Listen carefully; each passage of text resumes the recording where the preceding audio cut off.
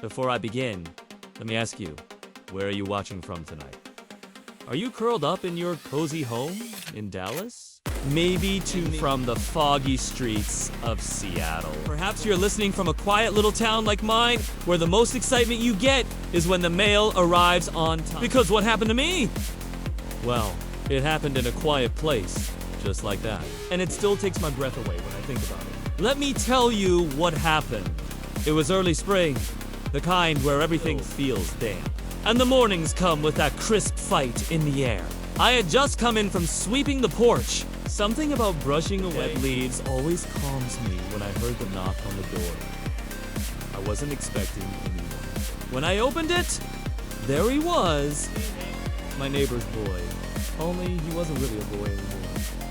He had just turned 25, I think. Tall, strong, with that easy kind of confidence that came from working with his hands. I knew he'd been helping out on construction sites. His mother, Brenda, used to brag about him until she moved away a few months back. Left the house to him, she said. It's time for him to stand on his own. And clearly doing just that. Standing tall on my porch with a bouquet of pale pink roses clutched in one hand, and that smile. I hadn't seen a smile like that in a long, long time. Hi, Miss Laura, he said, twinkling like he had a secret. These are for you. I blinked at the flowers. For me? What's the occasion? He shrugged with a crooked grin. Do I need one? I laughed. Well, no, but it's not every day. A young man shows up on my doorstep with roses. They reminded me of you, he said, and his voice dropped just a little. A softness made me look up from the petals and into his eyes. There was a pause. One of those long ones where the silence buzzes a little too loud in your ears. I didn't know what to say. I stepped aside and gestured toward the hallway. Come in! I'll put them in water! He followed me inside, his boots heavy on the floorboards. I kept glancing over my shoulder toward the kitchen, suddenly aware of how quiet the house was. How empty, how still. After my husband passed away 3 years, the house had settled into a sort of quiet grief. I kept it tidy, made tea at noons, and tried not to notice how the days ran together.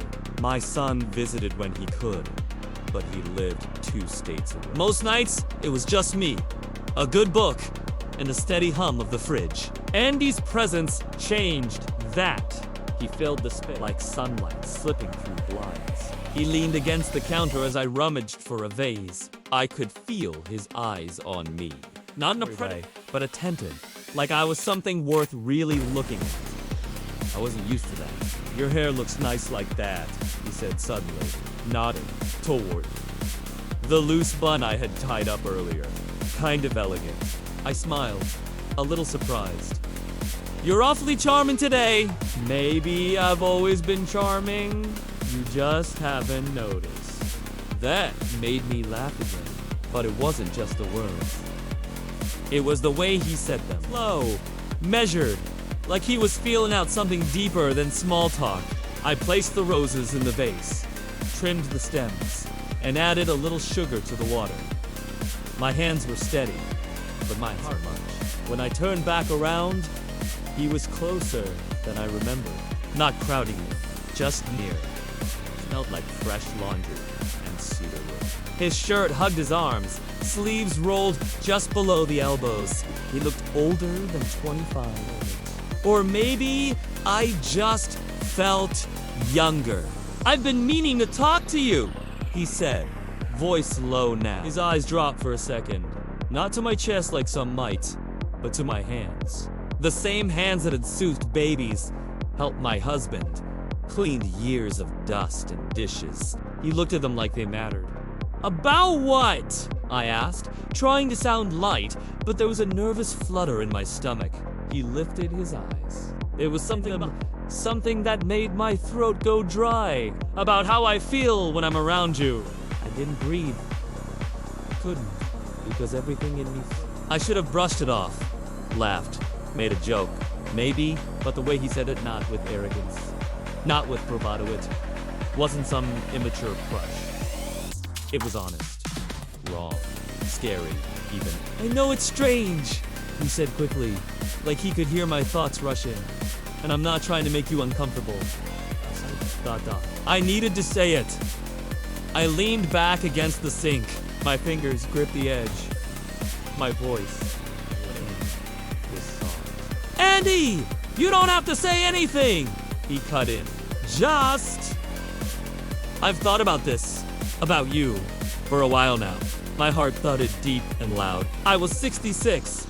I had crow-esque feet and silver strands, and a history etched into every part of me. And here was this young man, watched grow up from a distance, looking at me like I was still worth loving.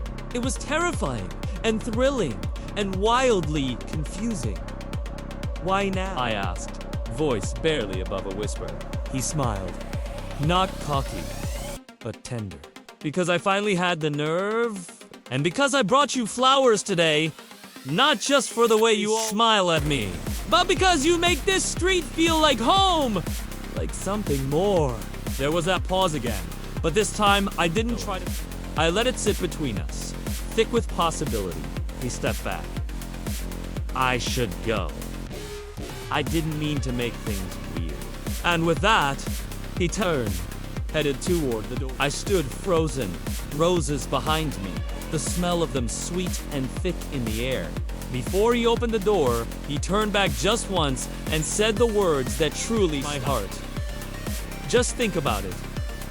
Okay, then he was gone, and I was left standing there in the kitchen, heart pounding, breath shallow, wondering how a simple flowers could change the course of everything I thought I knew about myself.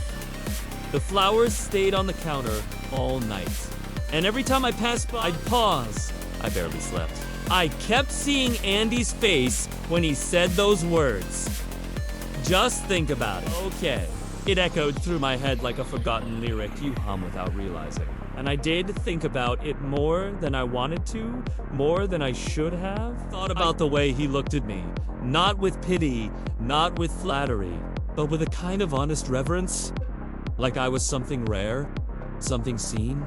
That morning, slipped on my robe, made tea, and took it out to the porch. The same porch I'd swept yesterday. The same creaky old wood planks I paced for years. Now, it felt different, like I was waiting for something or someone, and I hated that I was. Thank you so much for watching this video.